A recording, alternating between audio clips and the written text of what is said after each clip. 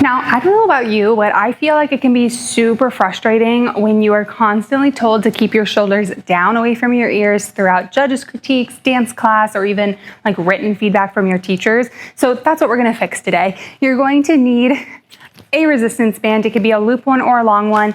And then if you have a set of weights, grab those as well, and let's get going. Now, most of the time when it comes to keeping the shoulders down, the reason why we have trouble with that is because the trap muscles on the top of your shoulder are usually overactive and we are tense and really lifted up. And then the muscles below the shoulder are not as active. So that would be like your lats or your serratus muscle that wraps around your rib cage. So the exercises we're gonna do today are focused on those muscles in particular. Now, grab your resistance band first. This exercise is an adaptation from a gym exercise. We're gonna do it with a band because it's easier to do at home and most of you are watching at home. But if you are at the gym, you can do this exercise at the gym with better equipment as well. It is a lat pull down. So you're gonna grab your resistance band, bring your hands through it and grab onto it. Take your arms up in the air. One arm is gonna stay super straight the whole time. Do not let that arm bend. Other arm is gonna pull down and up. Pull down and squeeze, lift it on up. Now from the side, what I don't want you to see is here or here. I don't want you to be collapsing with your upper body or rolling your shoulder inward. I want you to think about the elbow coming straight to the side. Maybe the elbow does not come all the way down here. Maybe it just stays at a more of a 90-degree position. That's perfectly fine. If you're at the gym, you can do the lat pull-down machine that looks like this, where you're actually pulling down with a bar and you can do both hands at the same time. But if you are at home and you just have a band, this is a great way that you can do it as well. Focus on keeping the shoulder down and then pulling with the band. The second exercise is going to be a row. Now you can do this with a band or a dumbbell, but let me show you both ways since I have both pieces of equipment here. You're going to sit down onto the floor with your legs out straight. Bring the band around the feet. I like to bring it around both feet because it makes the band a little bit tighter. You can always bring it around one foot if that feels a little bit easier. Let's say if you have a heavier band or something like that. Grab onto the band with one hand, sit up nice and tall. You're gonna bend the elbow and pull the band back so your elbow is right in line with your torso, and then reach it back forward. Pull back and forward. And I want you to imagine like you have a little tennis ball underneath your armpit, and as you're pulling back, you are squeezing that ball in as much as you can. Ball, squeeze as much as you can as you come in.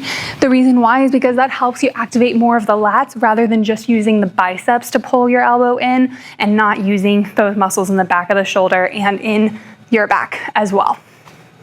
The other way you can do this exercise is with a dumbbell itself, and this is just a simple dumbbell row. I'm gonna show you with just one arm at a time, but you can use both weights and do both arms at the same time if you wish. I come down to one knee.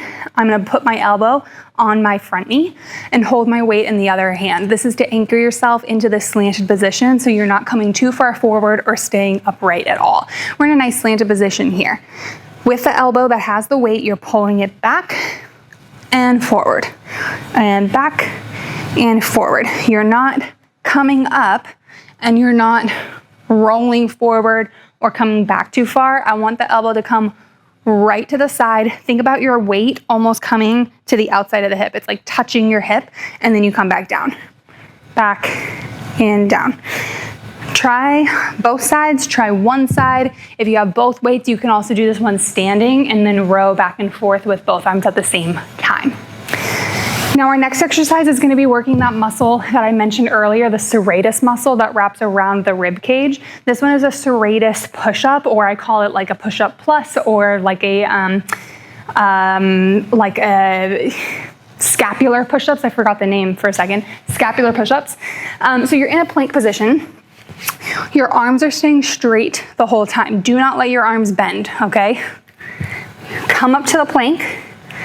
You're gonna lower down with your chest. Squeeze the shoulder blades together, press it back up. Lower down, push up, down, up. So only the shoulder blades are moving. I am not going into a full push-up here. The goal is to feel the shoulder blades squeezing together, and then when you push away, you should feel something kind of pop out right underneath the armpit and on the side of the rib cage. If it feels too hard in a full plank position, you can do it on your knees like this, or you can also do it on an even more of an incline with your hands on the wall. So give that one a try as well. The last exercise actually has nothing to do with those muscles below the shoulder. It actually has to do with the muscle above the shoulder, which is your upper trapezius muscle. Now, I said earlier that usually this muscle is pretty tight and overworked. Sometimes, if the muscle is tight, sometimes it can be overworked, sometimes it can be underworked, and it can actually be weak and it's tightening up because it's too weak. So it's always a good idea to strengthen these muscles as well, so you're strengthening both sides of the joint. And for this one, I'll show you two different ways. So if you have a weight, you can hold it on one side. If you have a band, you can bring it under one foot, okay? So I'm showing you two different ways to do it on each side.